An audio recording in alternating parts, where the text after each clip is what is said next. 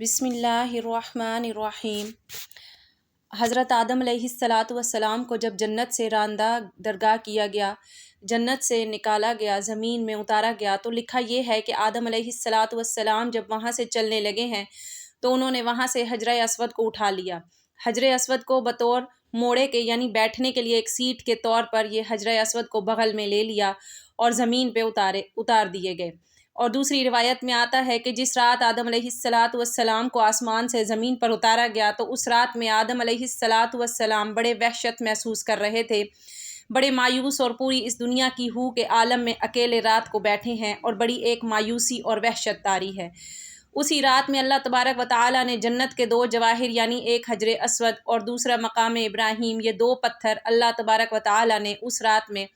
حضرت آدم علیہ السلام کے ساتھ اتار دیے۔ جب صبح کی روشنی پھیلی ہے تو آدم علیہ السلام نے اپنے پاس یہ دونوں پتھر پڑے دیکھے، پہچان گئے کہ یہ تو جنت کے میرے ساتھی ہیں، کہ جنت کے جواہرات میں سے آپ نے دونوں کو لے کے سینے سے لگا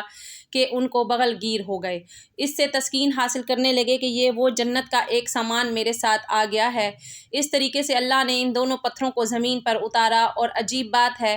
ایک حدیث میں آتا ہے کہ آدم علیہ السلام جو حجر اسود لے کر آئے تھے، اصل میں حجر اسود ایک فرشتہ تھا۔ جب آدم علیہ السلام کو جنت میں اللہ تبارک و تعالیٰ نے آباد کیا، ایک فرشتے کی نگرانی لگا دی تھی کہ آدم علیہ السلام کی نگرانی کرے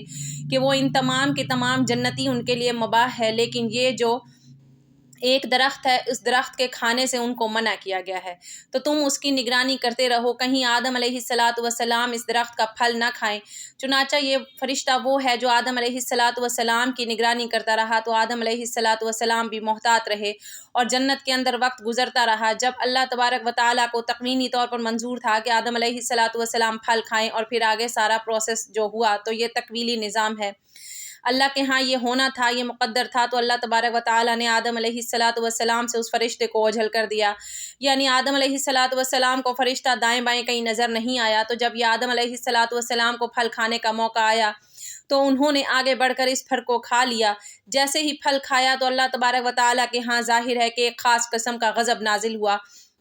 کہ یہ تمہیں منع کیا گیا تو کیوں کھایا؟ تو اسی ہیبت اور دبدبے کے عالم میں اللہ تبارک و تعالیٰ نے اس فرشتے کی طرف دیکھا۔ جب ہیبت کے عالم میں اس فرشتے کو دیکھا ہے تو فرشتہ خوف سے پتھر بن گیا اور وہ حجر اسود کی شکل کے اندر قائم ہو گیا، اور جس کو آدم علیہ السلام زمین پہ لائے اس کی تائید ایک دوسری حدیث سے ہوتی ہے کہ نبی کریم صلی اللہ علیہ وسلم فرماتے ہیں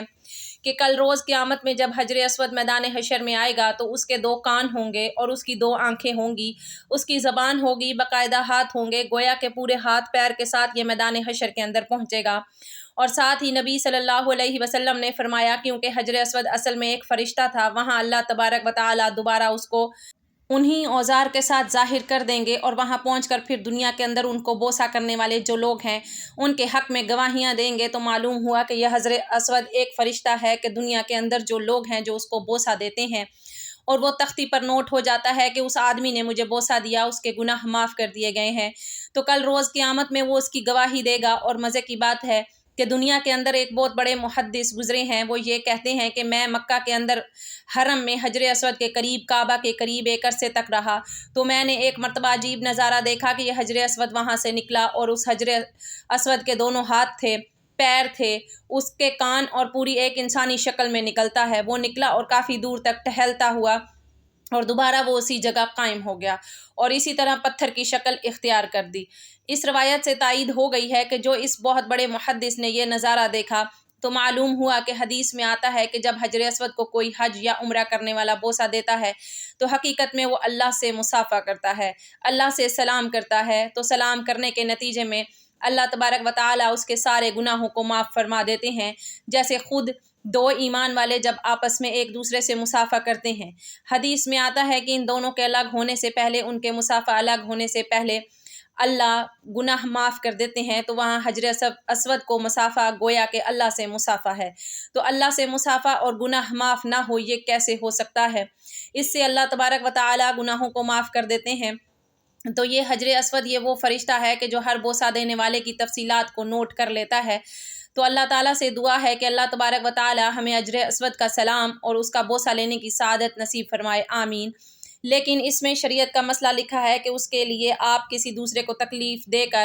اس کا بوسہ نہ لیں۔ تکلیف دے کر بوسہ لیں گے تو ظاہر ہے بوسہ لینا ایک مستحب عمل ہے، لیکن تکلیف دینا حرام ہے۔ حرام کام کر کے ایک مستحب حاصل کریں گے، اللہ تبارک و تعالیٰ کے آگے اس کی کوئی قیمت نہیں۔ اگر نہیں موقع تو دور سے سلام کریں، سلام کر کے چوم لیں تو آپ کو وہی اجر ملے گا کہ جو کہ بوسہ دینے کے موقع پر ملتا ہے۔ اللہ تعالیٰ سے دعا ہے کہ اللہ تبارک و تعالیٰ اس پر عمل کرنے کی توفیق عطا فرمائے۔ آمین ثم آمین۔